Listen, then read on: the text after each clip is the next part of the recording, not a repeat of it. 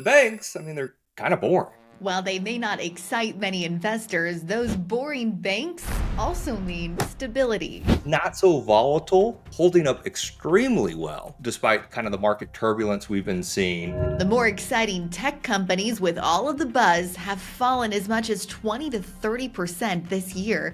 But many bank stocks have a different story. They're up about 4% year to date. Meanwhile, the NASDAQ 100 is down about 5% year to date. Lance Ippolito with the Trading Pub shares his 3 bank stock picks that are defying the market downturn and offering a unique opportunity for traders. And what I love about these names is that you can go and play the options for relatively very, very cheap. Find out his strategy for making bank off of these finance giants. Let's dive in.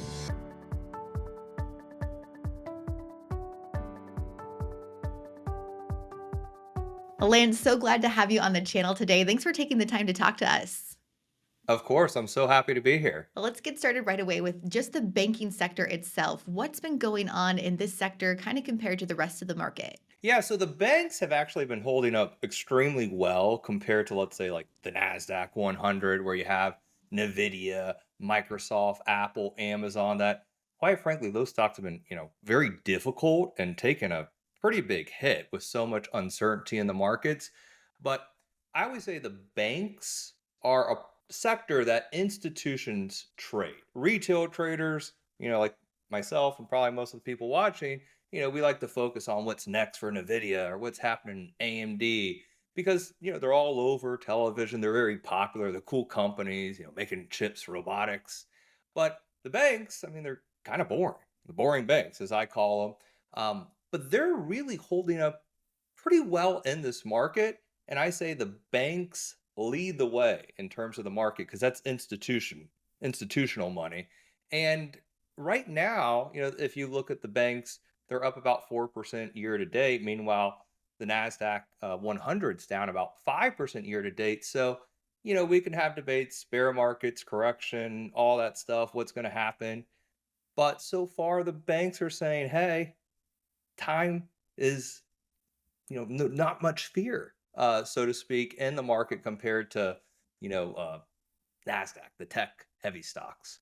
Yeah, that's a really good point that the banks are just boring but way more stable.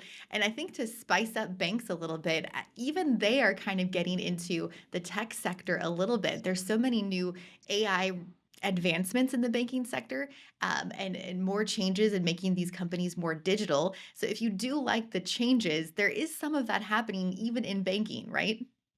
Exactly. I laugh kind of the boring bank because you think you're a mom and pop bank and, go cash a check and have your money there. But the banks are really starting to get hip in 2025. And you have, so much of, let's just talk about the administration came from the financial sector.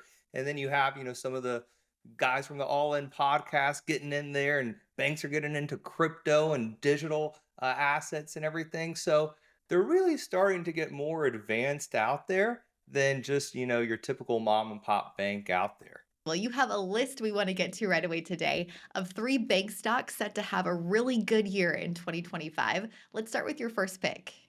You know what? Since you asked about, kind of the banks getting digital and everything, let's actually go with kind of one that's not really a bank, but a digital bank, and that's Robinhood, a broker platform out there. You know, I was reading just an article the other day that Robinhood is getting into the sports betting market with the NCAA basketball tournaments, and kind of that poly market's been real popular since the election.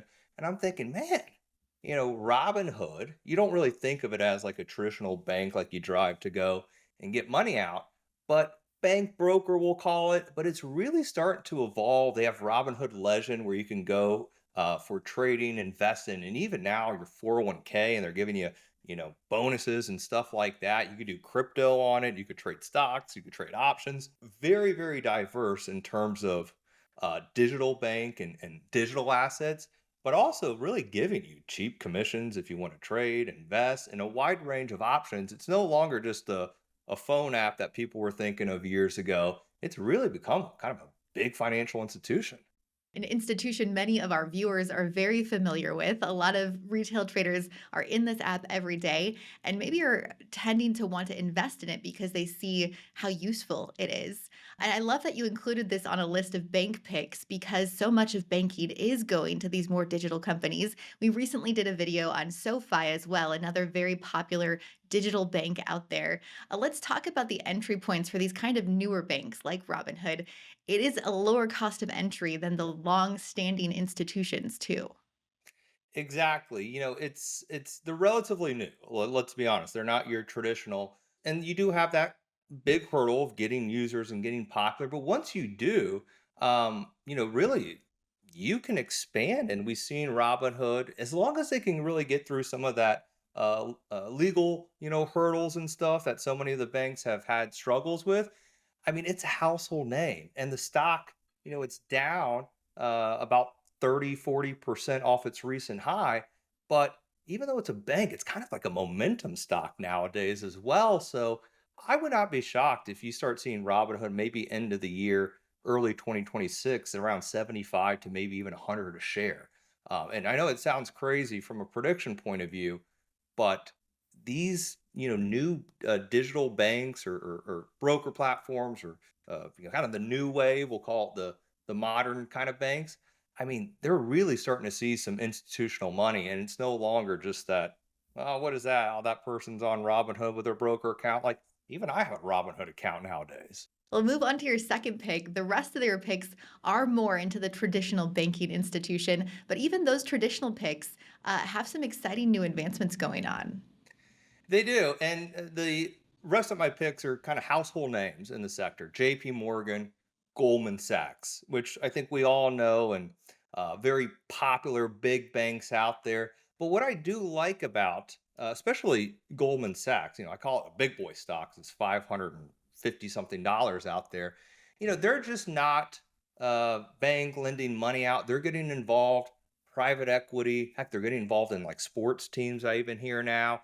Um, the newsletter business, so trying to reach people from a digital point of view out there, which I thought was super cool. And as well, with the new administration, I do think the banks are going to have less loopholes to have to jump through in terms of so much pressure, and that can really get them to expand rather than just be kind of handcuffed and not being able to do much like they were the prior 4 years. If we look at Goldman Sachs chart too, it kind of went down with the rest of the market from Yes. mid-February to mid-March, but it does seem to have a pretty good turnaround happening right now. What's kind of behind that? Well, I think when you have stocks like Goldman Sachs and JP Morgan, Goldman Sachs and the Dow, the Dow has actually held up very, very well compared to, let's say, the NASDAQ during this recent market sell off. So every dollar or so in Goldman Sachs is going to contribute up or down about 7 points to the Dow Jones. And if we look at Goldman Sachs from a technical perspective, yes, it's off its high, a little over $100 or so, but it's not as kind of doom and gloom as you would say, like even a Robinhood that we talked about that kind of got sold off with the tech sector and some of those momentum stocks that took a real big hit. Goldman Sachs, not so volatile, which if you're, an investor, especially long term, or you just don't like the crazy ups and downs, that stock's not going to give you so much sweat, as we call it, or headaches in terms of, oh man, what's the stock doing today? It's more stable, a low beta stock that's going to give you a little bit more stability and, of course, with a nice dividend.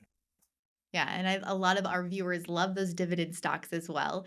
The next and last pick, you've already given us that already, is JP Morgan. But this company had a really big week with one Wells Fargo analyst out there calling this the NVIDIA of banks, really due to its AI investments. Let's talk about what JP Morgan is doing that's kind of setting this bank apart. Yeah, so JP Morgan, the big thing about JP Morgan is Jamie Dimon.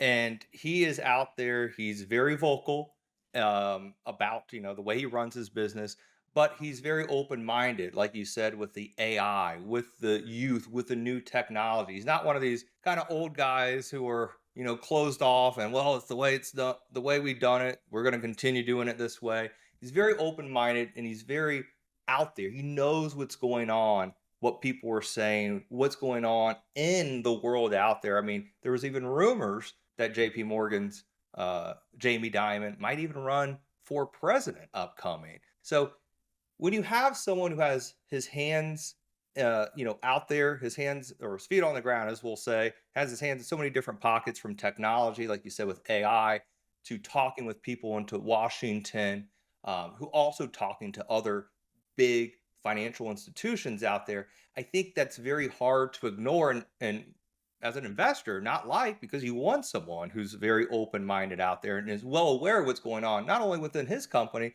but within the whole financial sector. That JP Morgan has truly been a standout star, holding up extremely well, despite kind of the market turbulence we've been seeing. And the stock's not that far off, about 30 bucks. So about 10% off its all-time high. And I feel like we've had so many headwinds and tariff news and so much heartbreak in this market, that to have a company and a stock do so well during this, imagine if we start smooth sailing, just how much of a leader a stock like JP Morgan's going to be. Yeah, that's a really great point that it's might be down, but barely compared to the rest of the market. Really great point about JP Morgan. I want to talk about your specialty, and that is options trading. You are in the market every day. You have your own company where you do videos talking about how which stocks you're trading on a day-to-day basis. It's kind of interesting to look at bank stocks that are those more stable, less volatile stocks as options plays. How would you do that for these bank stocks? Yeah, and that's what I love about the banks. Again, I'll say it a million times: the boring banks, because they're often, uh, there's no real crazy news that's going to come out and shock the world. But playing the banks, and you can do individual stocks like we talked about with uh, Goldman Sachs or JP Morgan, or what you can do is play just the ETF, the XLF, which Goldman Sachs has about a little over 2% of the XLF, and JP Morgan around 9.5%. I believe the second behind Berkshire as the top holding XLF. And what I love about these names is that you can go and play the options. You don't have to do the weekly options and time it perfectly. You could go out, 3 to 4 months, and buy an at the money call, or let's say one or two strikes out the money, for relatively very, very cheap compared to buying an AMD or an Nvidia or a Netflix call option, where you're going to spend an arm and a leg and need a 10% move or so just for that call to start really moving up in value. So that's what I really enjoy about the banks, is in the options market, you get leverage, which is a double-edged sword, but if you're right on direction, you could really get that big percentage gain, and you don't have to spend so much money and be perfectly right on timing. You could go out in time with the options and still get relatively low priced options, because the stocks don't have such high implied volatility like a tech stock, so to speak. And with that, it really puts you at an advantage, because you get cheaper option prices, you get time on your side, and when you're right on the move, if these banks really start to get going, moving to the upside, you're going to have that potential for a large percentage reward. You are clearly very knowledgeable about options. Again, this is your specialty. And if you like what Lance is sharing right now, you can actually get his free report on how to trade options on a more volatile stock. Why don't you tell us a little bit about this one?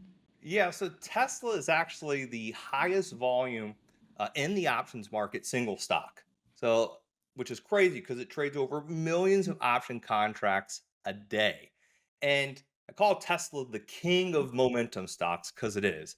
The stock on average is moving around 19 points a day, which is insane if you're an option trader like me, because it's going to give you so much opportunity. Now, what I usually focus on is short-term options trading, because it's expensive. It's a $278 stock. There's a big implied move. So going out 3 to 4 months in time, that's going to cost you a lot of money. So what I usually like to focus on is shorter dated options, cheap options on Tesla, and I have a special Tesla mini stock that I like to use, which is an actually leverage product on Tesla for even cheaper options that I found. But what I like to do is really look for short-term moves in Tesla each and every week, put on an option trade for about a week or so, so very short-term hold time, and really look for that quick aggressive move to the upside, get out and move on to the next week and do it every single week in Tesla because it is a stock with volatility, but with volatility presents opportunities. And as an options trader, that's what you really, really love to see. Yeah, if you want to get Lance's full free report on how to trade options for Tesla, you can scan the QR code or click the link in the description of this video to get that free report right now. Lance, thank you so much for your time today. Really interesting conversation on options, something we don't talk a lot on this channel, but it's great to add it to our viewers. Why, thank you. I really enjoyed chatting with you, and I can't wait to see everyone very soon. So check out that Tesla report, and hopefully, everyone will start getting involved in the options market. Awesome. Thanks, Lance. And thank you for joining us. Let us know what you think in the comments. And as always, happy investing.